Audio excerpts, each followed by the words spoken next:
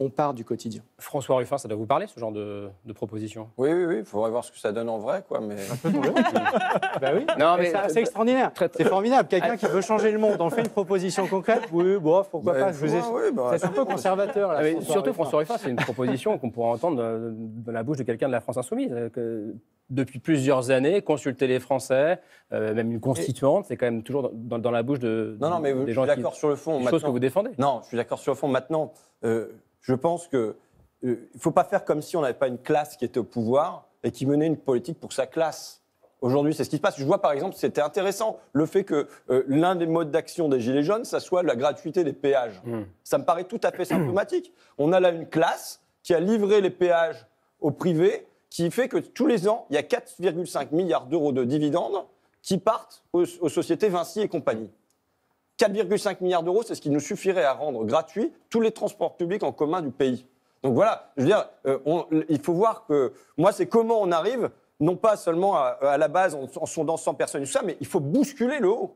Il faut le heurter, il faut que en haut, ils se sentent... là, je pense qu'il y a un truc intéressant, il faut du rapport de force dans la société. Là, il y a un rapport de force qui naît des périphéries urbaines et qui vient dire non, on ne veut plus que ça se passe comme ça. Vous ne pouvez pas supprimer l'impôt sur la fortune et en même temps nous refiler la CSG et gratter sur nos APL et nous imposer une taxe sur le gasoil. Il y a du rapport de force qui fait que Macron, il va être bien obligé de poser cette question. C'est ça la vertu numéro 1 de ce mouvement? Oui. Et puis, moi, j'espère que derrière, on ne fera pas comme si de rien n'était. C'est tout. Parce qu'il y aura peut-être une fin au mouvement des Gilets jaunes. On verra quelle issue se trouver. Il n'y aura peut-être pas d'issue. Mais il ne faut pas derrière faire comme si de rien n'était. Faire comme si de rien n'était, comme on a fait avec le vote sur le non au traité constitutionnel européen. Parce que pour moi, on n'est pas dans une histoire courte. On est dans une histoire longue d'une sécession de l'élite d'avec son peuple. Et je ne crois pas qu'on recolle ça juste en faisant des sondages auprès de 100 personnes. Ça peut être une méthode. Ça peut être une méthode parmi d'autres. Mais je crois que là, il y a, pour recoller les morceaux et pour faire qu'il y ait là des décideurs qui est complètement décollé. Vous savez, pour moi, c'est la démesure, c'est l'hubris qui avait du temps de l'Antiquité.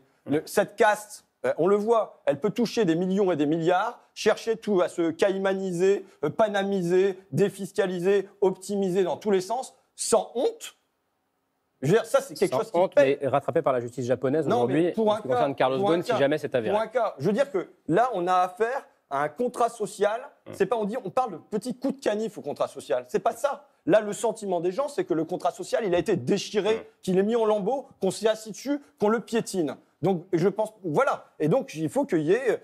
Moi, je rêve. Ce dont je rêve, c'est Nuit debout plus les Gilets jaunes. C'est quoi? Nuit debout, le problème de Nuit debout quand j'y étais, c'était de me dire mais bon sang, à Flic-Secours, il n'y a rien qui se passe, à Albert, il n'y a rien qui se passe.